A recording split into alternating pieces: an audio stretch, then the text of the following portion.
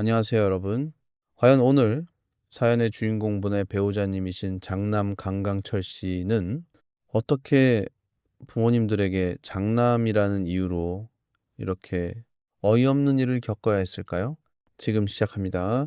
강철아, 너희 동생들 강남에 45억짜리 집 2채, 등기까지 싹 다 끝냈다. 내 월급 통장은 이 어미가 계속 들고 있을 테니 그리 알고 매달 나가는 이자도 장남인 네가 다 메워라.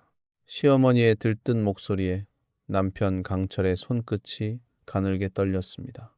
평생 시댁의 빚을 갚아온 남편에게 돌아온 것은 따뜻한 말 한마디가 아니라 또 다른 굴레였습니다.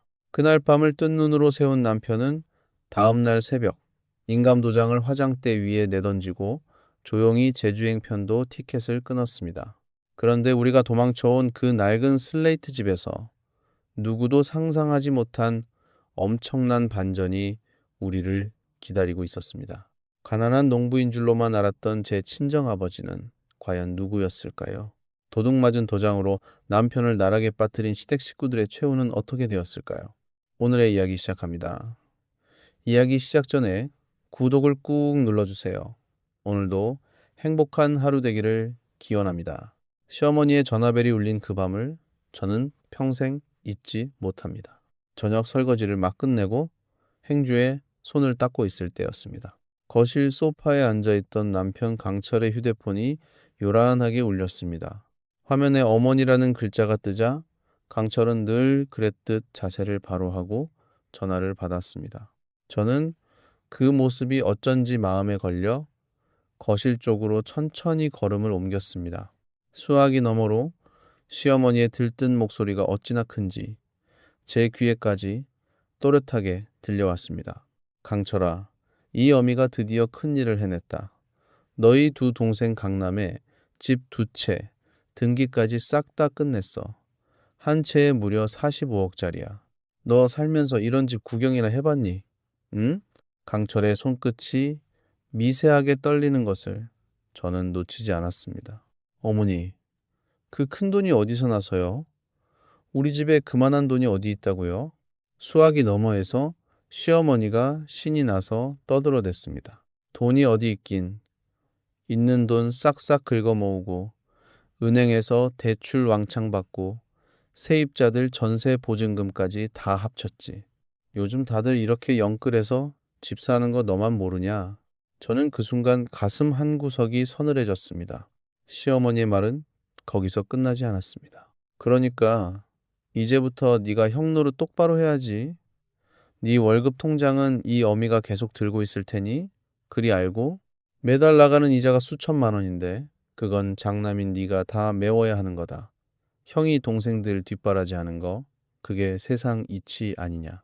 저는 제 귀를 의심했습니다. 어머니, 그게 무슨 말씀이세요? 제 월급으로 그 이자를 다 갚으라고요. 그럼 저희 부부는 뭘 먹고 살라고요? 시어머니의 목소리가 단숨에 싸늘해졌습니다. 얘가 지금 어미 앞에서 말대꾸 하는 거니? 너 하나 키워서 동생들 거두게 하려고 이 어미가 평생을 바쳤다. 네 마누라 데리고 알뜰하게 살면 될 거 아니냐. 입 아프게 2번 말하게 하지 마라. 강철은 한참 동안 아무 말도 하지 못했습니다. 저는 그의 얼굴이 점점 핏기를 잃어가는 것을 지켜보았습니다. 턱 근육이 단단하게 굳고 전화기를 쥔 손등에 핏줄이 도드라졌습니다. 시어머니가 전화를 끊은 뒤에도 강철은 한동안 그 자리에 돌처럼 굳어 있었습니다. 저는 차마 말을 붙이지 못하고 그의 옆에 가만히 앉았습니다. 그날 밤 강철은 한숨도 자지 못했습니다. 저 역시 그의 옆에서 뜬 눈으로 밤을 새웠습니다. 강철이 어떤 사람인지 누구보다 잘 아는 저였기에 그가 지금 얼마나 무너지고 있는지 짐작할 수 있었습니다. 강철은 어릴 적부터 장남이라는 이름표 하나로 모든 짐을 짊어진 사람이었습니다. 대학을 졸업하고 첫 월급을 받던 날부터 그 돈은 한 번도 강철의 것이 아니었습니다. 동생들 학비, 부모님 생활비, 끝없이 불어나는 시댁의 빚이 그의 어깨를 짓눌렀습니다. 저와 결혼하고 나서도 강철은 변변한 신혼여행 한번 다녀오지 못했습니다. 그래도 강철은 늘 입버릇처럼 가족이니까 어쩔 수 없다고 했습니다. 하지만 이번은 달랐습니다. 자기 동생들에게는 45억짜리 집을 두 채나 안겨주면서 정작 강철에게는 평생 빚의 이자만 갚으라는 통보였습니다. 강철은 비로소 자신이 가족이 아니라 돈 나오는 우물로 취급받아 왔다는 사실을 똑똑히 깨달은 것 같았습니다. 새벽이 밝아올 무렵 창밖이 희뿌옇게 변하기 시작했습니다. 싸늘한 새벽 공기가 거실 유리창에 옅은 김을 만들었습니다. 강철이 조용히 자리에서 일어났습니다. 그는 말없이 옷장에서 여행용 캐리어를 꺼냈습니다. 그리고 자신의 옷가지를 하나씩 쓸어 담기 시작했습니다. 저는 그 뒷모습을 바라보며 가슴이 먹먹해졌습니다. 여보, 뭐 하는 거야? 새벽부터 짐은 왜 싸? 강철은 손을 멈추지 않은 채 낮게 대답했습니다. 이 집안하고는 오늘로 끝낼 거야. 평생 빨아먹고도 모자라서 이제는 아예 내 인생을 통째로 갖다 바치라잖아. 나도 사람이야. 더는 못해. 강철은 안방 화장대 서랍을 열더니 그 안에 보관해둔 자신의 인감도장과 신분증 사본을 꺼냈습니다. 그리고 그것들을 화장대 위에 툭 던져 놓았습니다. 통장도 도장도 다 필요 없어. 그렇게 가지고 싶으면 다 가져가라 그래. 나는 오늘부터 이 집 노예 노릇 안 해. 강철의 목소리는 낮았지만 단단했습니다. 그가 제 손을 꽉 잡았습니다. 거칠고 따뜻한 손이었습니다. 여보, 정말 미안하다. 시집와서 좋은 거 하나 못 해주고 이 고생만 시켜서. 그래도 이제부터는 딴 사람들 신경 쓰지 말고 우리 둘만 생각하면서 살자. 내 고향 제주도로 내려가자. 저는 그 말에 눈물이 핑 돌았습니다. 나는 괜찮아. 당신만 마음 단단히 먹으면 나는 어디든 따라갈 수 있어. 그러니까 이제 그만 아파해. 강철은 그 자리에서 휴대폰을 꺼내 제주도로 가는 편도 항공권을 결제했습니다. 편도라는 두 글자에 그의 각오가 고스란히 담겨 있었습니다. 우리는 부지런히 짐을 꾸렸습니다. 집안의 귀중품과 당장 필요한 생활용품만 챙겼습니다. 강철은 살던 집의 전세 계약을 그날 아침 바로 해지했습니다. 시댁 식구들이 우리를 찾아와 또 손을 벌리지 못하도록 전세 보증금은 전부 제 계좌로 옮겼습니다. 강철은 시댁과 연결된 모든 연락망을 하나하나 끊어냈습니다. 이른 아침부터 짐을 싣는 우리를 보고 이웃 주민들이 의아한 눈으로 쳐다보았습니다. 하지만 우리는 그 시선을 뒤로하고 곧장 공항으로 차를 몰았습니다. 제주도로 향하는 비행기 안에서 강철은 창밖만 바라보았습니다. 구름 위를 나는 동안 그의 눈가가 천천히 붉어졌습니다. 강철은 손등으로 조용히 눈물을 훔쳤습니다. 자신의 청춘을 통째로 바쳤던 지난 세월이 그의 머릿속을 스쳐 지나가는 듯 했습니다. 저는 아무 말 없이 그의 손을 다시 맞잡았습니다. 손바닥을 통해 그의 떨림이 제게 고스란히 전해졌습니다. 제주공항에 내리자 익숙한 바람 냄새가 코끝을 스쳤습니다. 마중 나온 사람은 제 옛 동네 친구이자 택시기사인 정호석이었습니다. 정호석은 반갑게 손을 흔들며 우리 짐을 트렁크에 실었습니다. 어이구, 이게 얼마만이야. 서울 세댁 다 됐네. 얼른 타. 내가 편하게 모실 테니까. 택시는 시내를 벗어나 제주 외곽의 한적한 마을로 한참을 달렸습니다. 창밖으로 끝없이 펼쳐진 감귤 농장이 푸르게 이어졌습니다. 택시가 멈춘 곳은 그 감귤 농장 한 구석에 자리한 낡고 허름한 슬레이트 집이었습니다. 사실 이곳은 대기업 회장인 제 친정아버지가 소박한 주말 농장 취미를 즐기려고 마련한 농장 관리 사무소였습니다. 하지만 강철은 이 집을 가난한 처가의 본가라고 굳게 믿었습니다. 저는 차마 그 진실을 말할 수 없었습니다. 강철은 마당에 놓인 낡은 농기구들을 하나하나 둘러보았습니다. 녹슨 호미와 낡은 삽을 만져보는 그의 표정에는 묘한 결의가 어려 있었습니다. 이곳에서 가장으로서 어떤 멋진 일이든 다 해내겠다고 속으로 다짐하는 듯 했습니다.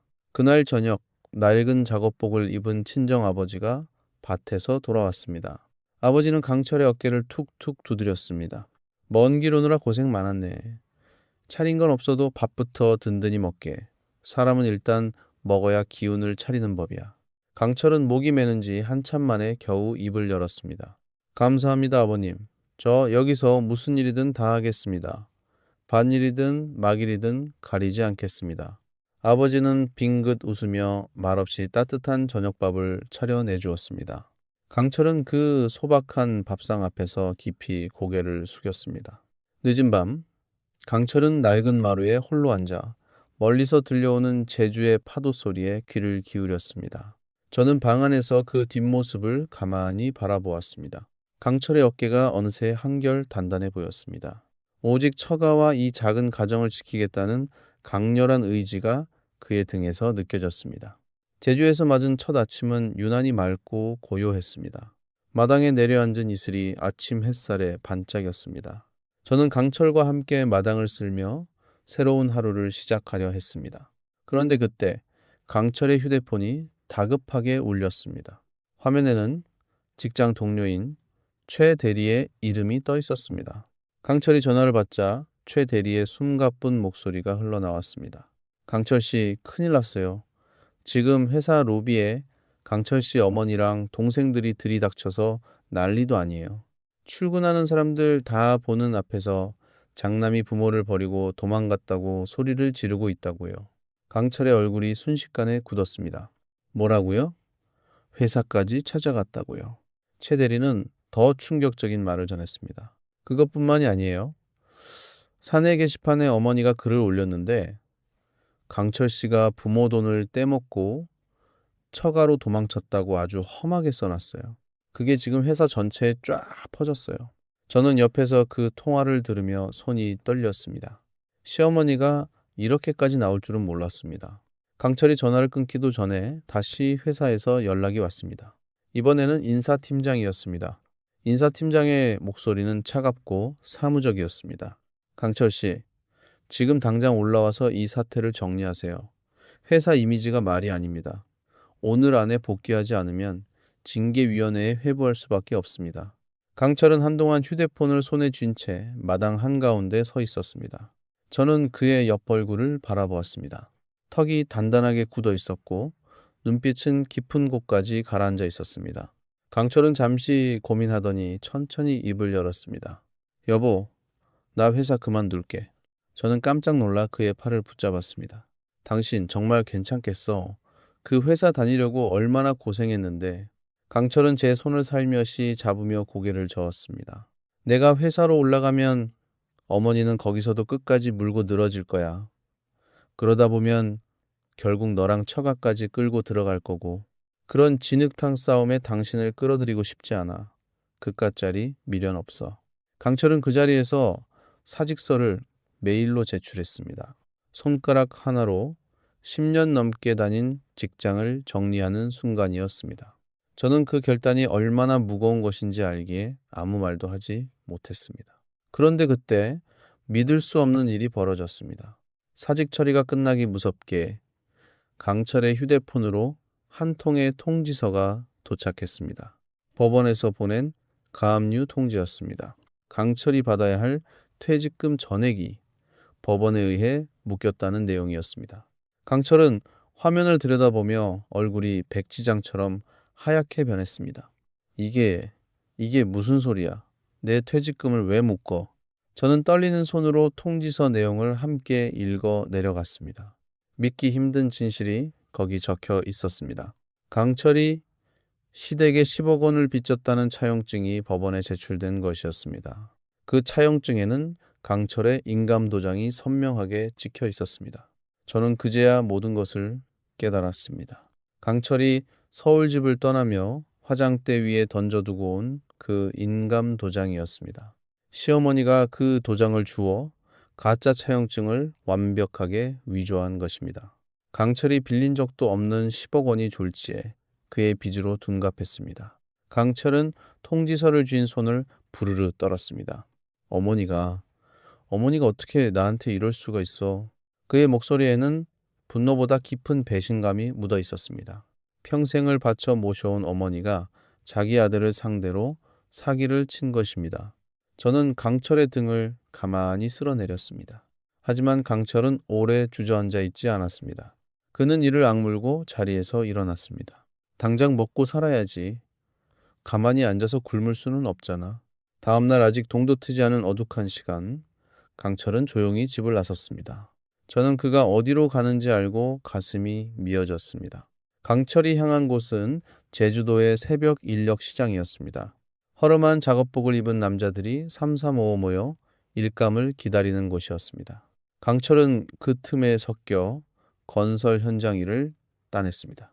평생 사무실에서 펜을 잡던 손으로 무거운 자재를 나르기 시작한 것입니다. 며칠 동안 강철은 새벽같이 나가 해가 질 때까지 일했습니다. 손바닥에는 굳은 살이 박이고 물집이 잡혔습니다. 어깨와 허리는 쉴 새 없이 비명을 질렀습니다. 그래도 강철은 단 한 번도 힘들다는 내색을 하지 않았습니다. 저는 매일 밤 그의 부르튼 손에 약을 발라주며 눈물을 삼켰습니다. 그러던 어느 날 오후 마을에 다급한 소식이 전해졌습니다. 이 약볕 아래서 무거운 자재를 나르던 강철이 그만 쓰러졌다는 것입니다. 과로로 정신을 잃은 강철은 동네 보건소로 실려갔습니다. 저는 한 걸음에 보건소로 달려갔습니다. 침대에 누운 강철의 손은 흙투성이었습니다. 저는 그 손을 붙잡고 울음을 터뜨렸습니다. 이러다 당신 죽으면 어떡해. 제발 이렇게까지 하지 마. 그때 보건소 밖에서 우리를 따라온 친정아버지가 조용히 지켜보고 있었습니다. 낡은 작업복 차림의 아버지는 사위의 모습을 말없이 바라보았습니다. 아버지의 눈빛에는 깊은 무언가가 담겨 있었지만 저는 그때 그 속을 다 헤아리지 못했습니다. 아버지는 끝내 병실 안으로 들어오지 않고 멀찍이 서 강철을 지켜보기만 했습니다. 잠시 후 정신을 차린 강철은 곧바로 퇴원 수속을 밟았습니다. 저는 하루만이라도 쉬자고 그를 붙잡았습니다. 하지만 강철은 단호하게 고개를 저었습니다. 누워있을 시간이 어디 있어. 당장 갚아야 할 돈이 산더미인데. 그날 밤부터 강철은 제주도의 큰 수산물 가공 공장으로 향했습니다. 야간 하역반에 들어가 밤새 무거운 수산물 상자를 나르는 일이었습니다. 온몸이 비린내와 차가운 얼음물에 젖었습니다. 강철은 며칠을 그렇게 밤낮 없이 일했습니다. 첫 주급을 받던 날, 강철은 그 돈을 봉투째 친정아버지에게 내밀었습니다. 아버님, 얼마 안 되지만 받아주세요. 신세만 지고 있어서 마음이 무겁습니다. 아버지가 손사래를 쳤지만 강철은 기어이 봉투를 쥐어드렸습니다. 그러고는 아버지의 낡고 해진 작업화를 보더니 그날로 새 작업화를 사다 드렸습니다. 아버지는 그 새 신발을 한참 동안 내려다 보았습니다. 아무 말도 하지 않았지만 그 눈빛이 잠시 흔들리는 것을 저는 보았습니다. 한편 서울에서는 또 다른 일이 벌어지고 있었습니다. 강철의 퇴직금 가압류에 성공한 시어머니는 거기서 멈추지 않았습니다. 시어머니는 강철이 숨겨둔 재산이 더 있을 거라 믿고 흥신소 직원을 고용했습니다. 강철의 숨은 자산을 찾아내 그것마저 빼앗으려는 속셈이었습니다. 며칠 뒤 그 흥신소 직원이 제주도 마을까지 내려왔습니다. 낯선 남자가 마을을 돌아다니며 사람들에게 우리 사진을 보여주고 다녔습니다.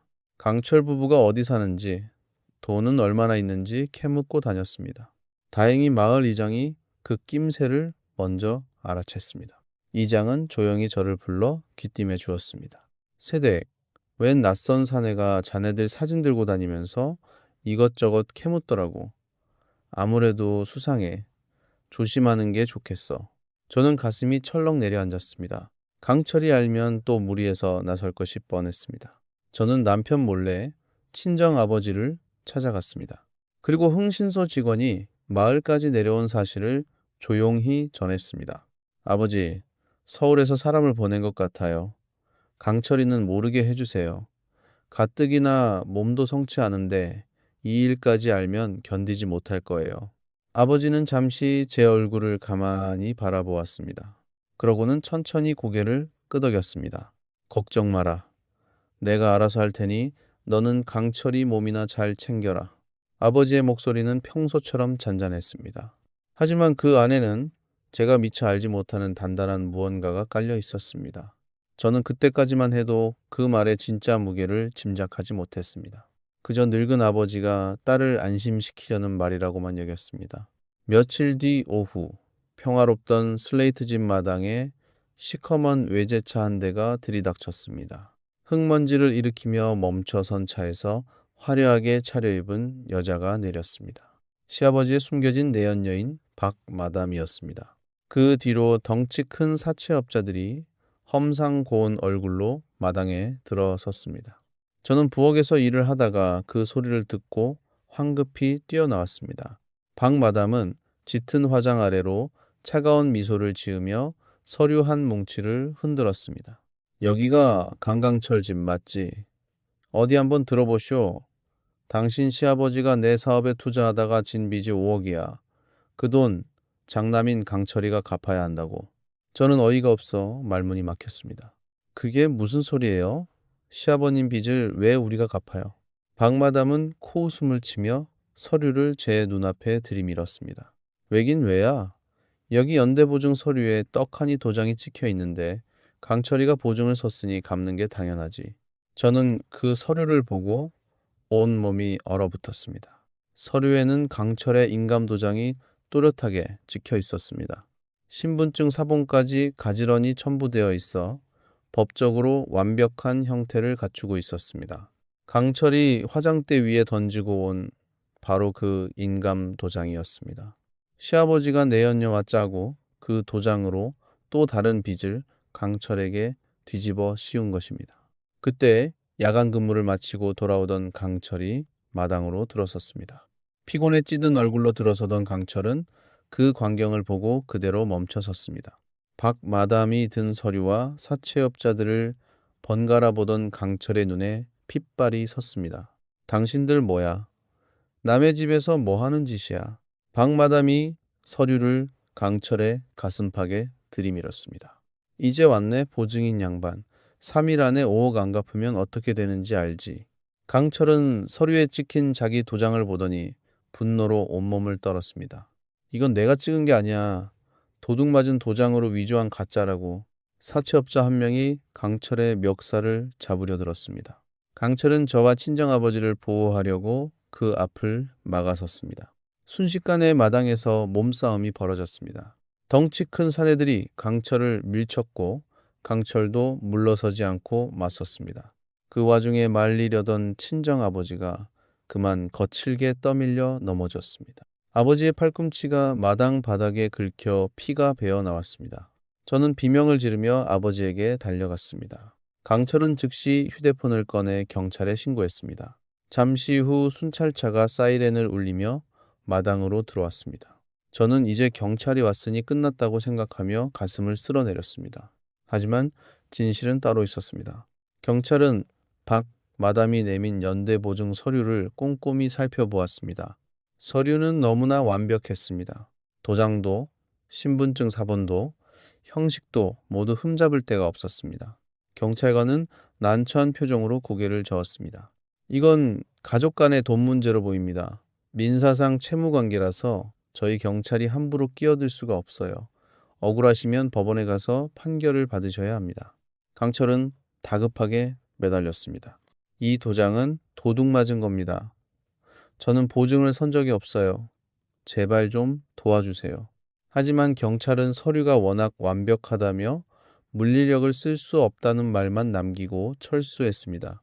순찰차가 마당을 빠져나가자 박 마담의 얼굴에 의기양양한 미소가 번졌습니다.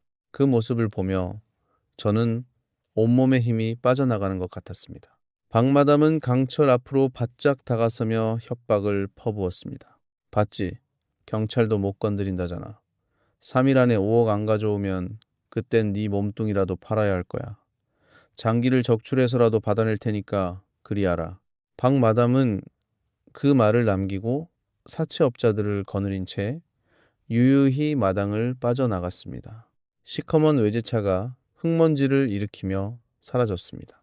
경찰마저 돌아가고 법적인 도주로마저 막힌 그 순간 강철은 그대로 무너졌습니다. 찢어진 옷을 입은 강철은 마당 바닥에 털썩 주저앉았습니다. 내가 도대체 무슨 잘못을 했길래 평생 그 집안 빚만 갚으면서 살았는데 이제는 도장까지 훔쳐서 이런 짓을 하다니. 강철의 어깨가 들썩였습니다. 평생 단 한 번도 약한 모습을 보이지 않던 사람이 짐승처럼 울었습니다. 저는 그 옆에 무릎을 꿇고 앉아 그를 끌어안았습니다. 하지만 어떤 위로의 말도 떠오르지 않았습니다.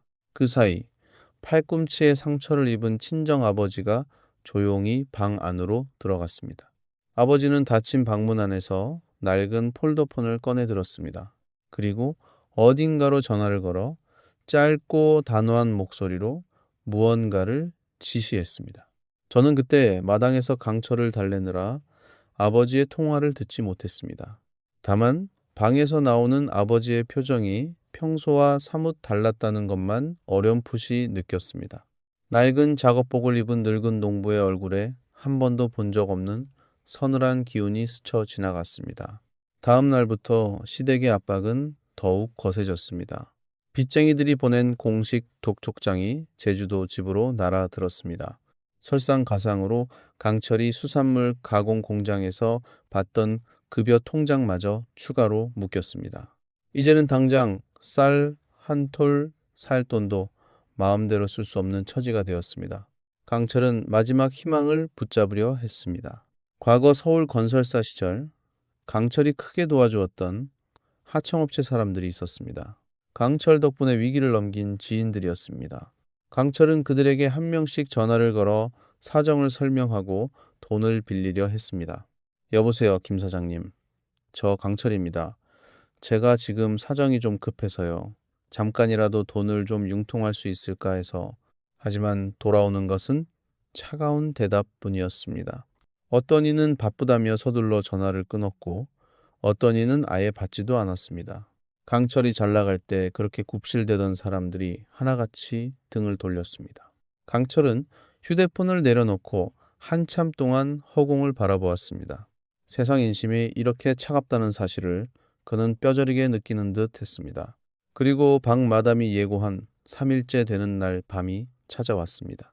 캄캄한 밤, 농장 주변에서 수상한 발소리가 들리기 시작했습니다. 사채업자들이 고용한 건달 10여 명이 슬레이트 집을 빙 둘러쌌습니다. 유리창을 향해 돌이 날아들었습니다. 쨍그랑 소리와 함께 창문이 깨지고 유리 파편이 마당에 흩어졌습니다. 건달들은 욕설을 퍼부으며 집 안으로 들어오려고 했습니다. 강철은 재빨리 저와 친정아버지를 안방으로 피신시켰습니다. 여보, 아버님 모시고 방에서 절대 나오지 마. 무슨 일이 있어도 문 열지 말고. 강철은 마당에 굴러다니던 쇠파이프 하나를 집어들었습니다. 그리고 홀로 마당 한가운데 서서 건달들과 맞설 준비를 했습니다. 부르뜬 손으로 쇠파이프를 움켜쥔 강철의 등이 가늘게 떨렸습니다. 그래도 강철은 한 발자국도 물러서지 않았습니다. 가족을 지키겠다는 일념 하나로 목숨을 건 정면 충돌을 각오한 것입니다. 건달들이 함성을 지르며 마당으로 우르르 몰려들려는 바로 그 순간이었습니다. 그런데 이때 믿을 수 없는 일이 벌어졌습니다. 왕복 2차선 시골길을 가득 메우는 수십 개의 강렬한 헤드라이트 불빛이 농장 진입로를 환하게 비췄습니다. 어둠 속에서 갑자기 쏟아진 빛에 건달들이 주춤하며 뒤를 돌아보았습니다. 저는 깨진 창문 틈으로 그 광경을 바라보며 숨을 멈췄습니다. 그때 방 안에 있어야 할 친정아버지가 조용히 마당으로 걸어 나갔습니다. 그런데 아버지의 모습이 조금 전과 완전히 달랐습니다. 낡은 농부복 대신 한치의 흐트러짐도 없는 최고급 맞춤 양복을 입고 있었습니다. 언제 갈아입었는지 늙은 농부의 모습은 온데간데 없었습니다. 아버지는 천천히 강철에게 다가가 그의 손에서 쇠파이프를 조용히 빼앗았습니다. 이제 그만 내려놓게. 여기서부터는 내가 하겠네. 아버지의 목소리는 낮고 묵직했습니다. 강철은 영문을 모른 채 멍하니 아버지를 바라보았습니다. 저 역시 깨진 창문 너머로 그 모습을 보며 가슴이 두근거렸습니다. 아버지의 등 뒤로 쏟아지는 헤드라이트 불빛이 마치 다른 세상의 문이 열리는 것만 같았습니다. 그날 자정, 검은색 대형 세단 여러 대가 흙먼지를 일으키며 슬레이트집 마당으로 줄지어 들어왔습니다. 차량이 멈추자 문이 일제히 열렸습니다. 검은 양복을 입은 정예 경호원 수십 명이 절도 있는 동작으로 내렸습니다. 그들은 손에 든 삼단봉을 펼쳐들고 순식간에 건달들을 제압했습니다. 조금 전까지 기세등등하던 건달들이 비명을 지르며 바닥에 엎드렸습니다. 저는 깨진 창문 너머로 그 광경을 보며 입을 다물지 못했습니다.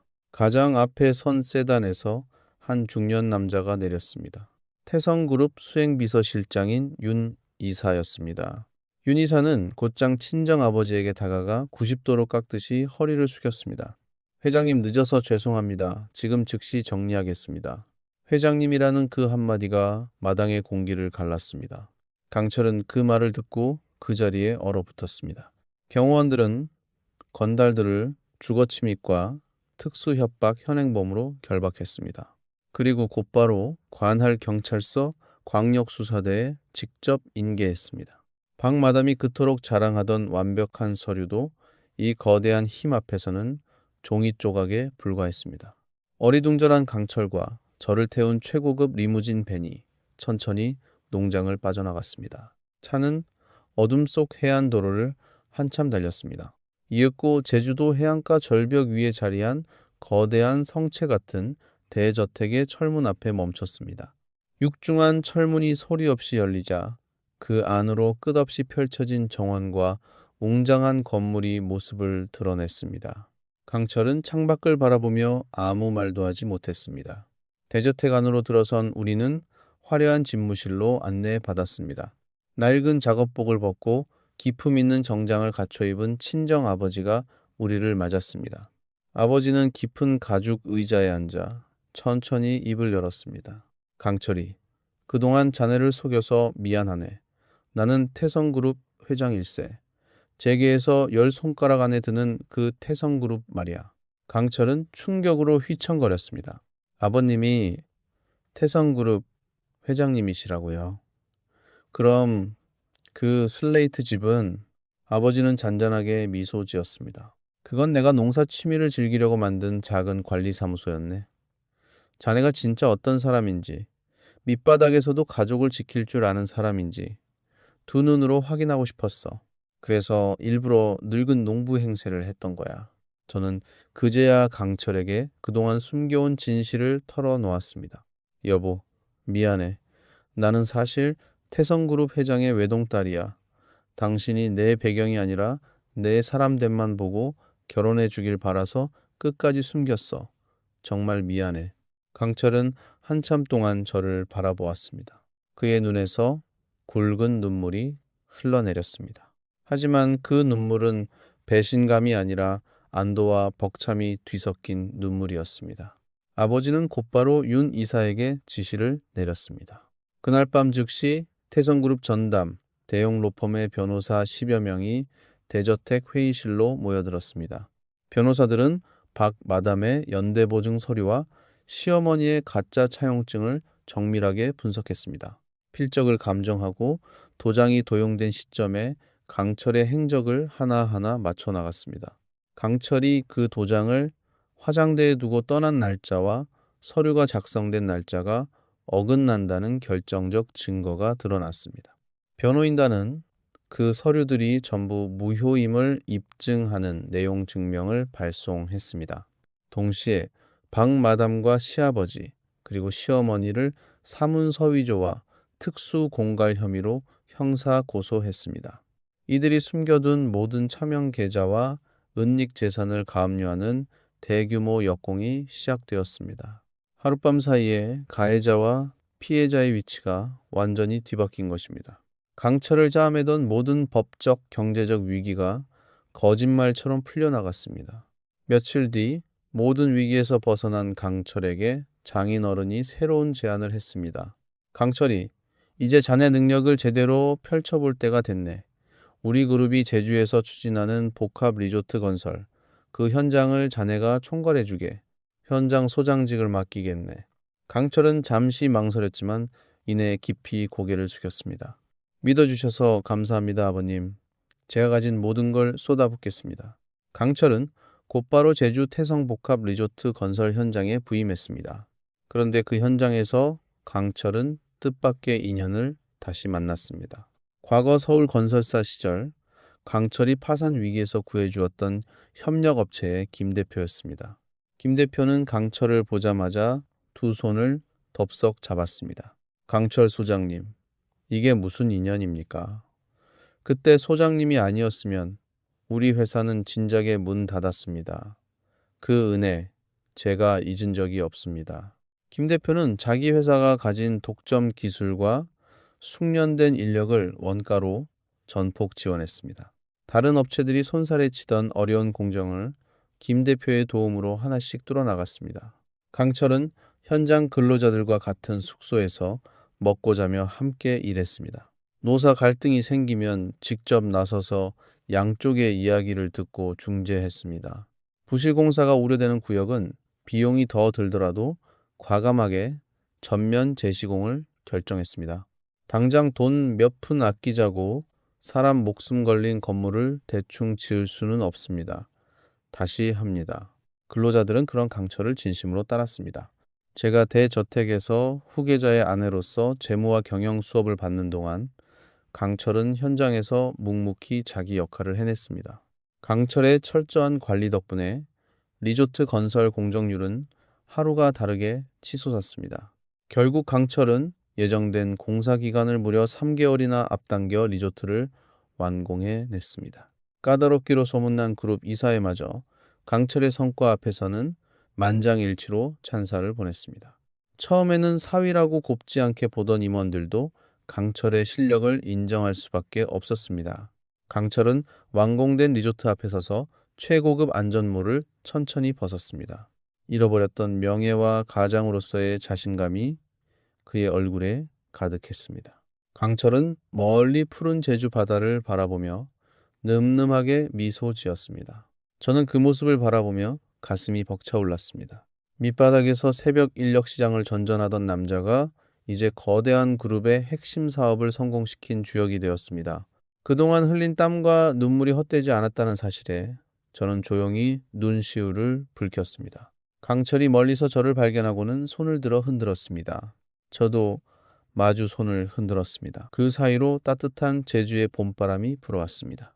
1년 후 봄, 강철이 총괄한 태성그룹의 최고급 복합 리조트가 성대한 그랜드 오픈 행사를 열었습니다. 제주도의 푸른 바다를 배경으로 화려한 무대가 마련되었습니다. 수많은 취재진의 카메라 플래시가 쉴 새 없이 터졌습니다. 강철은 그 빛의 한가운데서 당당하게 단상에 올랐습니다. 저는 그룹 안주인에 걸맞은 세련된 드레스를 입고 그의 곁을 지켰습니다. 주요 정계와 재계 인사들이 우리에게 다가와 정중하게 인사를 건넸습니다. 장인어른이 단상의 마이크를 잡았습니다. 아버지는 좌중을 둘러보며 천천히 입을 열었습니다. 우리 강철이가 이번 리조트를 예정보다 3개월이나 앞당겨 완공했습니다. 이 사람의 능력과 인품을 저는 누구보다 잘 압니다. 오늘 이 자리에서 강강철을 태성그룹의 공식 후계자이자 신임 수석 부사장으로 발표합니다. 장내에 우레와 같은 박수가 쏟아졌습니다. 강철은 깊이 고개를 숙여 인사했습니다. 그의 눈가가 잠시 붉어지는 것을 저는 보았습니다. 밑바닥에서 무거운 자재를 나르던 손으로 이제 거대한 그룹을 이끌게 된 것입니다. 강철이 수석 부사장으로 서울 본사에 입성하던 날 수십 명의 수행원과 임원진이 도열해 그를 맞았습니다. 한때 강철에게 징계 운운하던 그 차가운 직장의 세계와는 전혀 다른 풍경이었습니다. 우리는 서울 강남의 한강이 한눈에 내려다 보이는 최고급 펜트하우스로 거처를 옮겼습니다. 넓은 거실 창으로 흐르는 강물을 바라보며 저는 지난 시간을 떠올렸습니다. 제주의 낡은 슬레이트 집에서 새우잠을 자던 날들이 마치 꿈처럼 아득하게 느껴졌습니다. 한편 강철의 월급 통장이 끊긴 채 무리하게 45억짜리 아파트 두 채를 갭 투자했던 두 시동생에게는 무서운 시련이 닥쳤습니다. 매달 강철이 메어주던 수천만 원의 이자가 더는 들어오지 않았습니다. 설상가상으로 유례없는 금리 인상 폭탄이 터졌습니다. 거기에 전세가까지 폭락하면서 세입자들이 보증금을 돌려달라고 몰려들었습니다. 두 시동생은 그 막대한 이자와 보증금 반환 요구를 도저히 감당할 수 없었습니다. 결국 두 채의 아파트는 은행에 의해 강제 경매로 넘어갔습니다. 그런데 낙찰가가 대출금에도 미치지 못했습니다. 집을 다 팔고도 빚이 그대로 남는 깡통 신세가 된 것입니다. 두 시동생은 하루아침에 수십억의 빚더미에 앉아 신용불량자가 되었습니다. 호화로운 강남 아파트에서 거리로 나앉게 된 것입니다. 설상가상으로 시어머니에게도 파멸이 찾아왔습니다. 위조 서류 사기극이 들통나면서 경찰의 수사망이 점점 좁혀왔습니다. 그러자 박 마담은 시어머니가 평생 모은 전 재산을 투자금 명목으로 챙겨 해외로 밀항을 시도했습니다. 다행히 박 마담은 항구에서 해경에 붙잡혔습니다. 하지만 그 투자금은 범죄 수익으로 분류되어 전액 국고로 환수되었습니다. 시어머니는 단돈 10,000원도 건지지 못했습니다. 평생 장남을 쥐어짜 모은 재산이 한순간에 연기처럼 사라졌습니다. 집까지 잃은 시어머니는 결국 낡은 월세 단칸방으로 쫓겨났습니다. 빚쟁이들을 피해 무료 급식소를 전전하는 신세가 되었습니다. 두 시동생도 마찬가지로 끼니를 걱정하는 처지로 전락했습니다. 그러던 어느 날이었습니다. 무료 급식소 앞에 줄을 서 있던 시어머니와 두 시동생의 눈의 거리에 대형 전광판이 들어왔습니다. 그 화면 속에서 강철이 태성그룹 부사장으로 당당하게 인터뷰를 하고 있었습니다. 말끔한 정장을 입고 환하게 웃는 강철의 모습에 세 사람은 경악했습니다. 저게 강철이 아니야. 저 녀석이 어떻게 태성그룹 부사장이... 시어머니는 두 눈을 부릅뜨고 화면을 바라보았습니다. 자신이 그토록 짓밟고 사기까지 쳤던 장남이 재계 최고의 자리에 올라 있었습니다. 시어머니의 머릿속에 마지막 남은 한 가닥 욕심이 꿈틀거렸습니다. 시어머니는 그날로 마지막 남은 폐물을 헐값에 팔아 비행기표를 구했습니다. 그리고 두 시동생을 끌고 제주도 태성그룹 대저택을 향해 떠났습니다. 화창한 오후 우리는 대저택 정원에서 태성그룹 임원진과 함께 가든 파티를 즐기고 있었습니다. 푸른 잔디 위로 따뜻한 햇살이 쏟아졌습니다. 잔잔한 음악이 흐르고 사람들의 웃음소리가 정원을 채웠습니다. 저는 강철의 곁에서 손님들과 담소를 나누고 있었습니다. 그런데 그때 굳게 닫힌 거대한 철문 밖에서 소란이 일기 시작했습니다. 날카로운 통곡 소리가 정원까지 울려 퍼졌습니다. 저는 강철과 함께 소리가 나는 쪽으로 시선을 돌렸습니다. 철문 밖에서 누군가 바닥에 무릎을 꿇고 철창을 붙잡은 채 울부짖고 있었습니다. 시어머니와 두 시동생이었습니다. 한때 강남에서 떵떵거리며 살던 그들이 초라한 행색으로 땅바닥에 엎드려 있었습니다. 강철아, 제발 한 번만 만나다오. 우리가 다 잘못했다. 제발 살려달라. 시어머니의 절규가 정원을 가득 메웠습니다. 형, 우리가 죽을 죄를 지었어. 굶어 죽게 생겼어. 제발 한 번만 도와줘. 두 시동생도 철창을 붙잡고 흐느꼈습니다. 가든 파티에 모인 사람들이 웅성거리며 그쪽을 바라보았습니다. 저는 그 광경을 보며 만감이 교차했습니다. 강철이 새벽 인력 시장에서 쓰러지고 마당에서 쇠파이프를 들고 떨던 그 밤이 떠올랐습니다. 강철은 천천히 파티장 한편에 있는 보안 인터폰 화면 앞으로 걸어갔습니다. 화면 속에는 처절하게 엎드려 비는 시댁 식구들의 모습이 비치고 있었습니다. 강철은 그 화면을 한참 동안 말없이 내려다보았습니다. 그의 얼굴에는 분노도 슬픔도 없었습니다. 오직 차갑게 가라앉은 무표정만이 남아 있었습니다. 저는 강철의 눈빛을 보며 그의 마음이 이미 완전히 떠났음을 알았습니다. 평생 가족이라는 이름으로 그를 쫓아매고 짓밟았던 그 핏줄에 대한 미련이 그에게는 더 이상 없었습니다.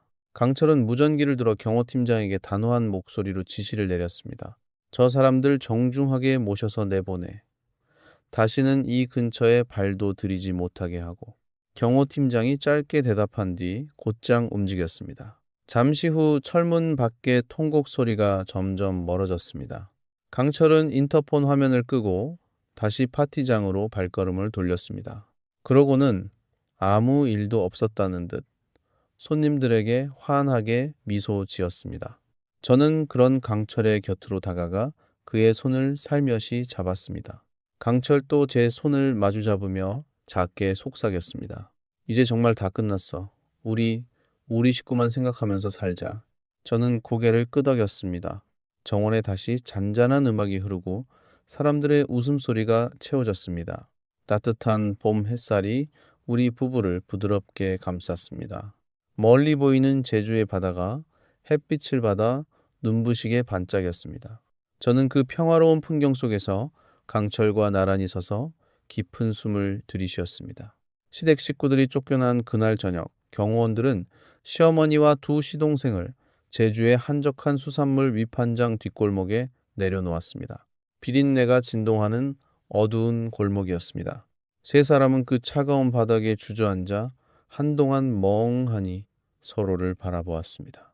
그러다 누가 먼저랄 것도 없이 책임을 떠넘기며 다투기 시작했습니다.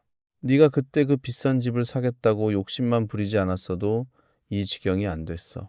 시어머니가 큰아들의 멱살을 잡으며 소리쳤습니다. 그러자 작은 아들이 어머니에게 악을 쓰며 대들었습니다. 엄마가 형 통장 끊지만 않았어도 이자는 막았잖아. 다 엄마 욕심 때문이야. 세 사람은 서로의 머리채를 잡고 진흙탕 속에서 뒹굴었습니다. 한때 한 가족이라며 강철의 고열을 빨아먹던 사람들이었습니다. 그들에게 남은 것은 서로를 향한 원망과 저주뿐이었습니다. 다음 날 오전, 강철은 태성그룹 법무팀을 통해 단호한 조치를 취했습니다. 시댁 식구 전원에게 반경 1km 이내 접근을 금지하는 가처분 신청을 법원에 접수했습니다. 이제 시댁 식구들은 법적으로 우리 곁에 다가올 수조차 없게 되었습니다. 강철은 거기서 멈추지 않았습니다. 과거 강철의 직장 로비에서 난동을 부려 강철을 퇴사하게 만든 일이 있었습니다. 그로 인한 명예훼손과 가짜 차용증으로 퇴직금을 가압류당한 피해가 막대했습니다. 강철은 그 모든 피해에 대해 징벌적 성격의 막대한 손해배상 청구 소송을 제기했습니다. 두툼한 소송 서류가 시댁 식구들에게 차례로 송달되었습니다. 결국 두 시동생은 사채업자들의 추심을 피해 도망쳐야 했습니다. 빚을 갚을 길이 없는 두 사람은 지방의 외딴 섬 양식장으로 숨어들었습니다. 그곳에서 인부로 팔려가듯 고된 노동에 시달렸습니다. 한때 강남의 45억짜리 아파트를 자랑하던 그들의 최후였습니다. 시어머니는 관절염이 악화된 몸을 이끌고 고속도로 휴게소 주방에서 보조 일을 시작했습니다. 뜨거운 불 앞에서 종일 설거지를 하고 그릇을 나르며 겨우 끼니를 이었습니다. 시어머니는 일을 하다 문득문득 손을 멈추고 허공을 바라보았습니다. 묵묵히 빚을 갚으며 효도하던 강철 부부의 얼굴이 떠올랐습니다. 그 착한 아들을 자기 손으로 짓밟고 사기까지 쳤던 지난날이 떠올라 시어머니는 피눈물을 흘렸습니다. 하지만 후회는 언제나 너무 늦게 찾아오는 법이었습니다. 도피 중이던 시아버지에게도 결국 심판이 내려졌습니다. 사문서위조와 사기 공범 혐의로 쫓기던 시아버지가 마침내 은신처에서 체포되었습니다. 내연녀 박 마담과 짜고 아들에게 빚을 뒤집어 씌운 죄였습니다. 시아버지가 수의를 입게 되었다는 소식이 언론을 통해 보도되었습니다. 겉으로만 권위를 내세우며 이중 생활을 해온 위선의 끝이었습니다. 며칠 뒤 윤 이사가 비서실을 통해 두툼한 보고서 하나를 강철의 집무실 책상 위에 올려두었습니다. 시댁 일가가 철저히 몰락해가는 과정이 빠짐없이 담긴 최종 보고서였습니다. 강철은 그 보고서를 손에 들었습니다. 하지만 단 한 장도 펼쳐보지 않았습니다. 강철은 보고서를 그대로 집어들어 옆에 놓인 문서 파쇄기에 밀어넣었습니다. 기계가 윙 소리를 내며 종이를 잘게 갈아버렸습니다. 강철은 그 모습을 무심하게 바라보았습니다.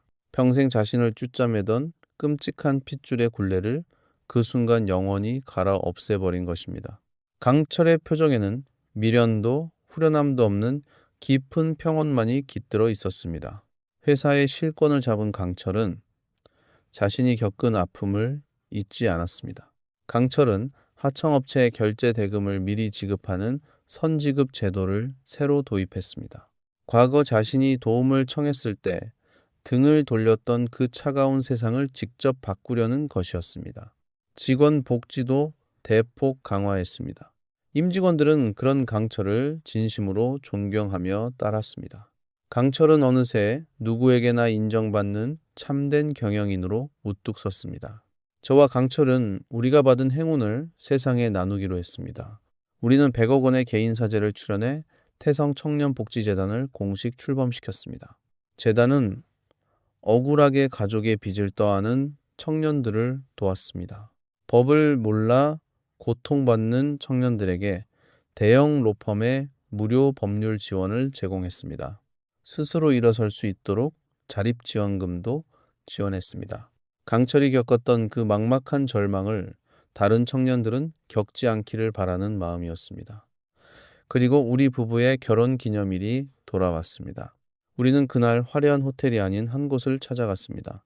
바로 제주도 감귤 농장의 그 낡은 슬레이트 집이었습니다. 강철이 새벽마다 인력 시장으로 나서고 쇠파이프를 들고 가족을 지키려 했던 바로 그곳이었습니다. 우리는 그 집을 철거하지 않고 그대로 보존해 두었습니다. 가장 힘들었던 시절의 초심을 잊지 않기 위해서였습니다. 소박한 마당에는 화려한 하객도 요란한 장식도 없었습니다. 우리 둘만이 그 마당에 마주 서서 다시 한번 사랑을 약속하는 리마인드 웨딩을 올렸습니다. 강철은 제 손을 꼭 잡고 떨리는 목소리로 말했습니다. 여보, 그때 네가 내 손을 잡아주지 않았으면 나는 진작에 무너졌을 거야. 평생 너만 바라보면서 살게. 저는 눈물을 글썽이며 그를 바라보았습니다. 나도 그래. 당신이 가진 것 하나 없을 때도 나는 당신이 세상에서 제일 든든했어. 우리 앞으로도 이렇게만 살자. 그때 마당 입구로 친정아버지가 걸어 들어왔습니다. 아버지는 낡은 농부복 대신 기품 있는 연미복을 차려입고 있었습니다. 손에는 샴페인 잔이 들려 있었습니다. 아버지는 흐뭇한 미소를 지으며 우리 부부에게 다가왔습니다. 강철이, 내 사위가 되어줘서 고맙네. 내 딸을 자네에게 맡긴 건 내 인생 최고의 결정이었어. 두 사람 오래오래 행복하게. 아버지가 우리 부부에게 잔을 부딪히며 건배했습니다. 맑은 잔 부딪히는 소리가 마당에 잔잔하게 퍼졌습니다. 어느새 제주 앞바다 위로 붉은 석양이 내려앉기 시작했습니다. 하늘과 바다가 온통 따뜻한 노을빛으로 물들었습니다. 강철이 제 뒤로 다가와 두 팔로 저를 따뜻하게 감싸 안았습니다. 저는 그의 품에 기대어 붉게 타오르는 바다를 바라보았습니다. 한때 우리를 추함했던 것은 피로 이어진 가족이라는 이름이었습니다. 하지만 정작 우리를 지켜준 것은 피보다 진한 믿음과 사랑이었습니다. 저와 강철, 그리고 묵묵히 우리를 지켜봐준 친정아버지. 우리는 그렇게 진정한 가족이 되었습니다. 석양이 물든 제주 바다를 바라보며 우리는 벅찬 감격의 눈물을 조용히 흘렸습니다. 아우트로, 평생을 장남이라는 이름 하나로 모든 짐을 짊어졌던 강철은 마침내 그 무거운 굴레를 벗어 던졌습니다. 도장을 훔쳐 가짜 차용증을 만들고 사채 빚까지 뒤집어 씌우던 시댁 식구들은 결국 자신들이 판 함정에 스스로 빠지고 말았습니다. 45억짜리 아파트를 자랑하던 두 시동생은 빚더미에 앉아 외딴 섬으로 쫓겨났고, 모든 재산을 사기당한 시어머니는 뒤늦은 후에 피눈물을 흘렸습니다. 하지만 강철과 저는 그들의 몰락을 보며 통쾌해하기보다 우리를 끝까지 지켜준 진짜 가족의 소중함을 더 깊이 깨달았습니다. 피로 이어진 가족이 우리를 충참했지만 우리를 끝까지 지켜준 것은 피보다 진한 믿음과 사랑이었습니다. 가진 것 하나 없던 시절에도 서로의 손을 놓지 않았던 두 사람이 마침내 진정한 가족으로 완성되는 모습을 보며 저는 가슴이 따뜻해졌습니다.